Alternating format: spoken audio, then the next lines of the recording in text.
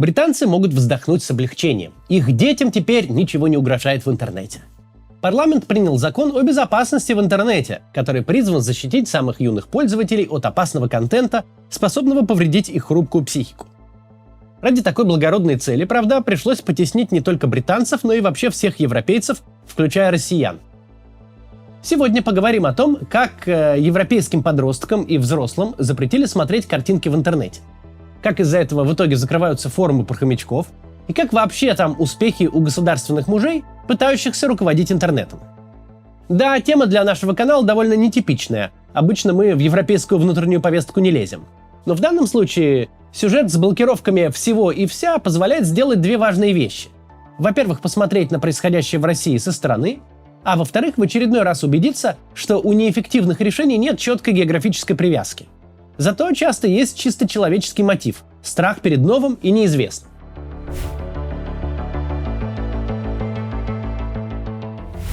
На самом деле закон о безопасности в интернете приняли еще в 2023 году, еще при предыдущем правительстве. Но самые заметные его части вступили в силу неделю назад, после чего на закон обратили внимание во всем мире. Теперь в интернете нужно доказывать, что тебе есть 18 лет. Делается это, естественно, для защиты детей от порнографии. Сами порталы, от Твиттера до мелких любительских сайтов, теперь обязаны следить за тем, чтобы дети и подростки ни в коем случае не увидели в интернете ничего страшного и несущего потенциальную угрозу. Те, кто не будет соблюдать закон, понесут наказание. Штраф, тюрьма или старая добрая блокировка сайта на территории Великобритании. Следить за всем этим будет Ofcom, местный Роскомнадзор. Да, в Британии тоже есть чиновничья контора, которая следит за общественной моралью в газетах, на телевидении и в интернете, запрещает говорить неправду и материться. И вот теперь та же организация назначена контролировать, чтобы на ресурсы с непристойностями, то есть примерно любые сайты, заходили только члены общества старше 18 лет. На практике это означает, что сайтам нужно будет вводить верификацию возраста. Такая и раньше много где была, но фактически без доказательств. Тебе просто верили. Теперь же нужно будет реально присылать документальные подтверждения. И новые правила распространяются не только на Британию, но и на другие страны. Дело в том, что в Евросоюзе тоже есть похожие законы с требованиями ограничить контент для взрослых, просто чуть более беззубые. Но соцсети, Twitter, Facebook, Instagram, когда сталкиваются с подобными законами, любят действовать на опережение. Более того, гораздо легче установить фильтры на весь мир, вместо того, чтобы разбираться с каждым по отдельности. Например, в Калифорнии несколько лет назад ввели требование, чтобы каждый пользователь сети мог попросить не использовать его личные данные. И куча сайтов добавили эту кнопку с требованием вообще для всех. Так легче, чем вычислять по IP, зашел ли человек из Сан-Франциско или из Тамбовской области. Но не так страшна лишняя кнопка на сайте, как неприятная верификация возраста для всех, которая отныне будет. Корпорации уже выкатили системы верификации на Британию, на страны Евросоюза и даже на США, где правила в целом посвободнее. Естественно, мириться с паспортным контролем захотели далеко не все, и быстро обнаружили решение – VPN. Эту аббревиатуру в России уже выучил каждый младенец, а теперь учат младенцы других стран. Приложения с VPN взлетели в топы магазинов приложений. Прямо как у нас в России. И вот в России подключаются через Европу, чтобы читать Twitter, пока в Европе теперь подключаются через Индию, чтобы тоже читать Twitter. Пока для корпорации соблюдение нового закона означает неделю работы над этой задачей, для небольших же сайтов и форумов это вообще экзистенциальная угроза. Они попросту не могут закон соблюдать. Нужно назначить официального представителя, за которым в случае чего придет Бриткомнадзор. Нужно найти людей, которые будут проверять возраст, купить систему распознавания. Из-за всех этих требований становится практически невозможно ввести даже самый обычный киберкружок по интересам и при этом не нарушать закон. Сами власти в одном из докладов подсчитали, для соблюдения нужно потратить примерно 10 тысяч фунтов изначально и потом вкладывать порядка 2500 фунтов в год. Итог неутешительный. Как писала газета «Телеграф» еще в марте, из-за приближающегося вступления закона в силу, закрыться пришлось, например, форуму для любителей хомячков. Также закрылись сайт фанатов футбольного клуба «Рексэм», сайт для обсуждения электрокаров «Рено», форум о компьютерных играх на Linux и сайт для одиноких отцов. Словом, авторы закона подумали лишь о больших компаниях, у которых хватит ресурсов. а о любительском, частном, мелком интернете обычных людей забыли.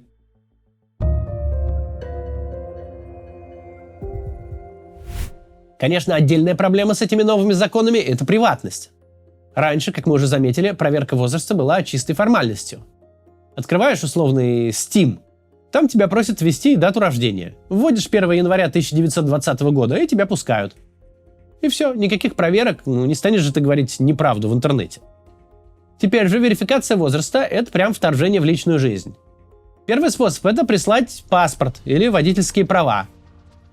После этого кто-то там высококвалифицированный в службе поддержки должен посмотреть и убедиться, что тебе есть 18 лет, и ты имеешь право смотреть на рисунки голых инопланетян. Второй способ – прислать лицо. Корпорации теперь используют сервисы, которые сканируют лицо и пытаются догадаться, сколько человеку лет. Применяются высокие технологии, нейросети и так далее. И ладно уж, что работает это, естественно, не идеально.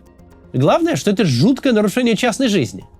В России регулярно кого-нибудь находят по камерам через распознавание лиц. Уж мы-то хорошо понимаем, как не хочется раздавать кому попало свои фотки. Да, у правительств они есть, тут не спастись. Но теперь лицо надо отдать еще и порталу горячееодинокиеженщины.su. Все это, конечно, лишает людей анонимности в интернете. А именно она была одной из его главных ценностей в прошлую эпоху. Сейчас, конечно, сохранять полную анонимность очень сложно, и при желании вполне можно узнать, кто именно скрывается за ником «Ноготочки Саратов». Но все равно не хочется, чтобы наши личные данные доставались прям вообще кому угодно. И, естественно, все сервисы, порталы и корпорации утверждают, что все будет в порядке. Что ваши данные не то что никому не передаются, а вообще не будут храниться. А если и будут, то в дата-центрах в середине Сахары за рвом с крокодилами под охраной спецназа. А люди, конечно, пройдут эту чертову верификацию, потому что приватность с приватностью, а рилсы листать хочется. Только вот существует неприятное явление. Не прям частое, но относительно регулярное. Утечки данных. Прям на днях случилась одна вообще такого позорного уровня. Есть такое приложение для женщин T. Там можно обсуждать мужчин и предупреждать о редфлагах, просто сплетничать, ну и так далее. Этичность приложений мы сейчас обсуждать не будем. Это тема для разборок в Твиттере, и там нужен другой кац. В общем, приложение это тоже собирало фотографии пользователей, чтобы определять пол человека. Ведь приложение только для женщин. Ну и также нужно было загрузить удостоверение личности. И вот кучу фотографий женщин и их ID-карт просто слили в интернет. Более того, не потребовалось никакого мистера-робота или 1000 часов пыхтения в подвале. Фото лежали на сервере вообще не запароленные. Нужно было просто подобрать адрес. У загруженных фотографий даже не стерли геоданные, а кто-то сделал карту всех слитых фоток с точными местами съемки. Прецедент, конечно, ужасный, и на его фоне вступило в силу то самое правило, по которому сайту теперь будут требовать ваше лицо и паспорт. А еще ключи от Телеграма будут требовать. И от других мессенджеров тоже. Речь о сквозном шифровании, которое использует Telegram в секретных чатах, Signal во всех чатах, Apple, iMessage и так далее. Реализацию конкретно этого требования пока отложили, но ввести его могут в любой момент. Причина? Естественно, защита детей. Корпорации должны будут сканировать все сообщения на предмет непотребщины. Ради этого придется уничтожить тайну вообще всех сообщений всех людей в Британии и всех, с кем они общаются. Тут уже компании явно менее готовы подчиняться закону. Владеющая WhatsApp Meta заявила, что пусть уж лучше WhatsApp банят в Британии, но ключи отдавать они не будут.